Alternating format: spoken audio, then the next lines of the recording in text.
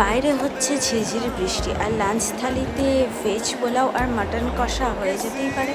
চলো ঝটপট বানিয়ে নিই। ম্যারিনেশন করার জন্য সর্ষের তেলে কিছুটা হলুদ গুঁড়ো, লঙ্কার গুঁড়ো আর নুন দিয়ে মিক্সড করে ম্যারিনেট করে রেখে দিলাম মাটনটা ভালো করে। তো তারপর তেলে কয়েকটা আলু ভালো করে ভেজে রেখে দিলাম। তারপর সামান্য তেলে গোটা গরম মশলা দিয়ে পেঁয়াজটা ভেজে নিলাম।